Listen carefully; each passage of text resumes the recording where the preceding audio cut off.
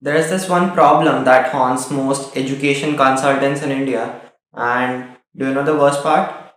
You don't even know about it. That's why it haunts you the most.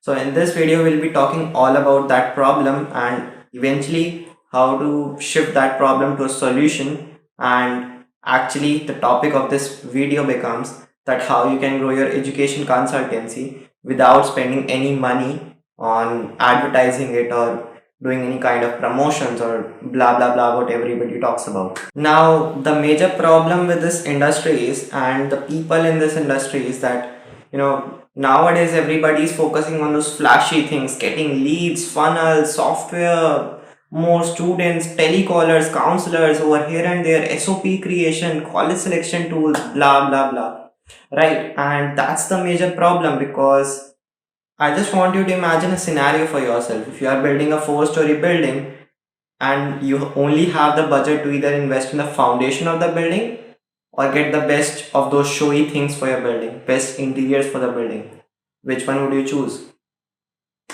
Foundation, right?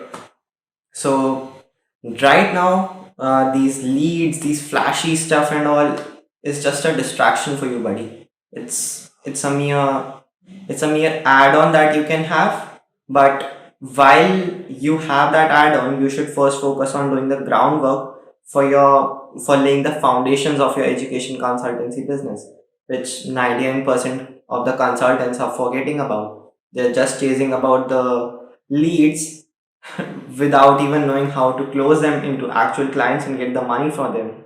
The result, you say, oh, Monish, I spent 20k on Facebook ads or 20k on these Google ads and I got these 105 leads, but that didn't convert to a single client. So the leads might be shitty and those platforms don't work. But that's not how things work for you, because you have not laid the core foundations of your business, and ultimately when those leads ghost you or don't convert for you, you blame the platform, you blame the marketing agency that comes with it. But if you do the groundwork first and still you don't convert, then we have to focus on that issue. Now what's this groundwork, and how can you get more study abroad consultancy students without actually advertising your whatever study abroad consultancy and whatever. Now the best way to do it, the best way to get more students, more paying students for your consultancy without spending any money, is by converting the existing students that you have, the existing network you have, in a better way, and ramping up your conversion rate through an effective sales process. That's all. But as I said, 99% of consultants are chasing those leads, flyers, college selection, blah blah blah. So if you have the correct if you have the correct sales process stood out in front of you to convert the students with a 30% conversion rate within, which is an industry standard, you'll always obviously have more students. Because if you are getting, say, let's say if you are getting 100 leads from whatever ads you are running right now, and you are able to convert only like 5 or 10 of those students, then that's a sales problem, not a leads problem. But if you have the correct sales process for your business and you are able to convert 30 leads that are coming to your business from, rather than those 10 leads, obviously you will be making more money from that, because now you have 30 students while spending the same money on ads. But at the same time, you find out that your leads weren't actually really shitty. They were quite interested in getting the service, but because you were neglecting all the groundwork, it didn't happen for you. So how do you improve the sales process to ramp up the conversion to at least 30%? A major loophole while you are doing that, and a major loophole in your current sales process, is that you are relying too much on the technical jazz. Again, you are focusing on we'll create SOPs for you, give you select the best college for you, we'll select the best course for you, we'll do this, we'll do that, we'll give you WhatsApp support, email support. That's where you lose the sale, because another consultant sitting right across your lane is also doing that. And if you are providing the service in 50k and they are providing in the service in 10k or in free and charging only the commissions, they have the client. Doesn't matter if your product or your service was good enough, was better than them, because you didn't tell it was better than them. I just want to give you a simple example. If a student comes to you, calls a consultancy or whatever, and they are like, okay, XYZ, so what do you do for me? So sir, we'll actually give you, make an SOP for you. We'll select the best college for you according to your preference. We'll select the best country you should go to and study abroad. And the student is like, bro, I already know that I have to study engineering in Canada, so I don't even know how you can help me in doing that, right? And then they treat you as an agent whose only work is to just get on the visas and immigration stuff sorted out for them. And that's why they compare you as a vegetable vendor, comparing your prices to others. That's why you fall in the price trap. So, the major loophole we have understood right now with an example. Now, let me tell you how to solve it actually. Now, to ramp up your conversion rate to 30% at least, which is the industry standard as I was talking about, there are basically three steps you need to follow, and I classify as the UPD method, where U stands for understanding, P stands for practical solution, and D stands for de-objectify. Let's understand these three pillars or these three letters in the UPD one by one. To fix your sales process, you have to shift from a technical jazz approach to an analysis approach, to understanding approach, where you ask some questions to the prospect and you are able to understand their current situation. Based on then you actually get to the pillar number two, which is providing a practical solution. So, but how do you understand the prospect is by asking them quality questions about their current situation, their current challenge that they are facing. First of all, obviously, the first and the foremost thing to ramp up your sales process and to fix the sales process is to ask the challenge from the prospect. Okay, so hey XYZ, what's the challenge you're facing right now when it comes to studying abroad? And then you follow up with a series of questions that actually help you get the sale, and that helps you make the prospect realize, okay, why you are the best fit for them, and now why now is the right time to get started. With the only caveat is that they have to realize it themselves without you telling them. That's the whole sales process.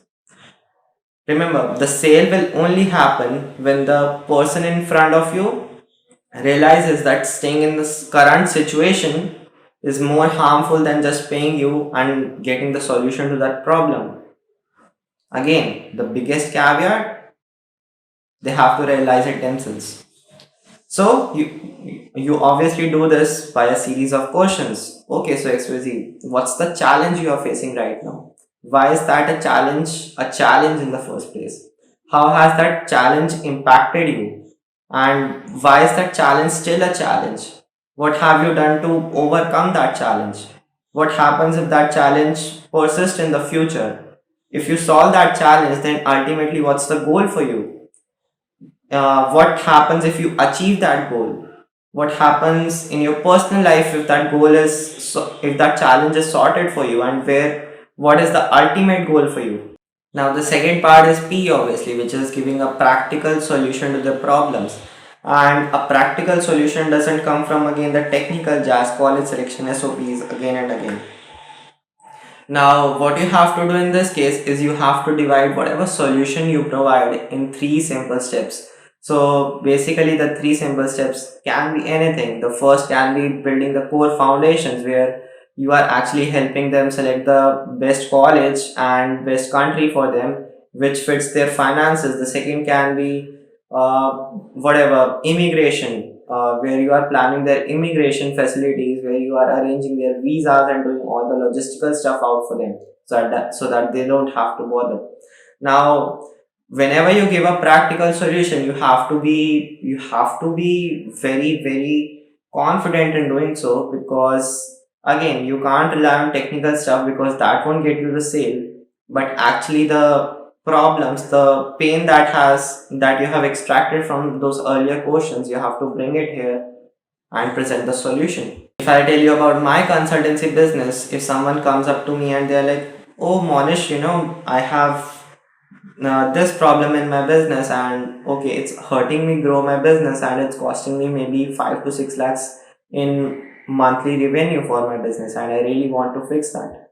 So when I'm pitching the solution to them, I'll obviously bring that hey XYZ, we'll be doing this for you this time, so that how you mentioned you were doing you were losing like 5 to 6 lakhs in your monthly revenue because of facing the leads problem in your business.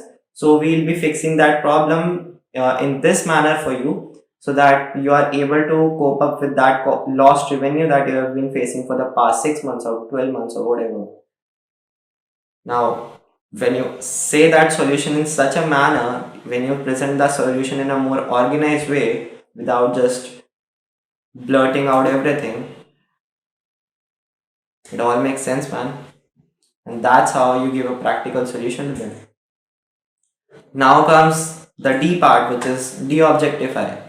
Now, basically, most people don't know this, but humans have a nature that they are okay when somebody is presenting the solution to them, somebody is pitching them, blah blah blah blah blah. But when it comes to actually paying the money, paying the price for that same service, their brain actually becomes in a fight or flight mode. So, and this is a warning to those consultants who reveal their prices upfront.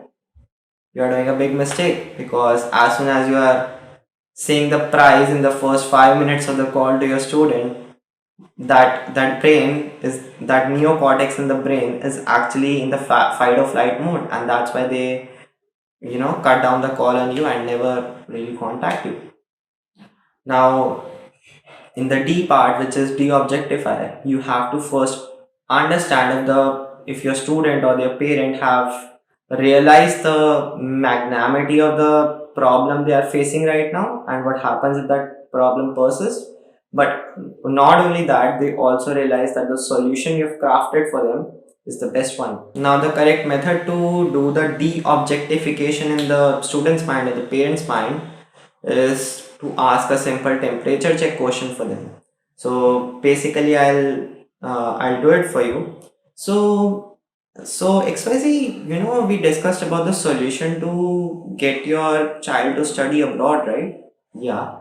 So I was just curious, but on a scale of 1 to 10, 1 being Monish, I don't want this solution, and 10 being Monish, this is exactly what I was looking for. Where do you feel like you fall exactly? And if the student is like, okay, based on this solution, I am a 7 on 10. Okay, thanks for being honest.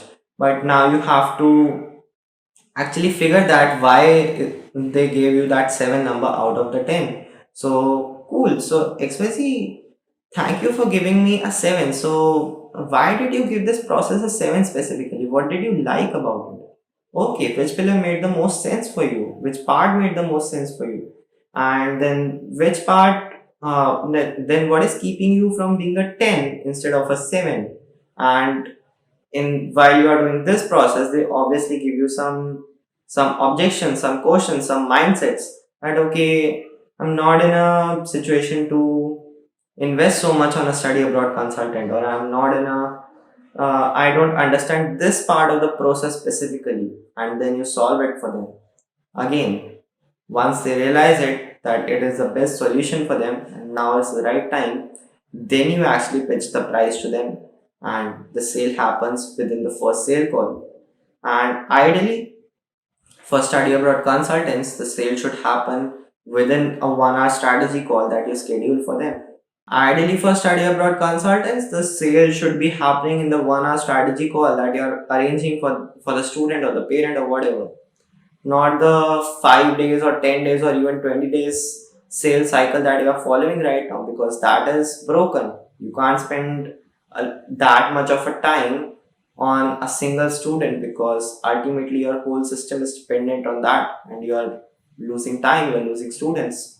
Simple opportunity cost. Now, if you want to grow your education consultancy to 20 to 30 students in the next 60 days, you can click on the link given in the description to watch a free training where I reveal the 3 secrets to getting a successful study abroad consultancy business without focusing on added complexity on chasing leads and roaming in schools and whatnot. That's it for this video. Don't forget to visit the free training by clicking on the link below, and I'll see you in the next one. Adios.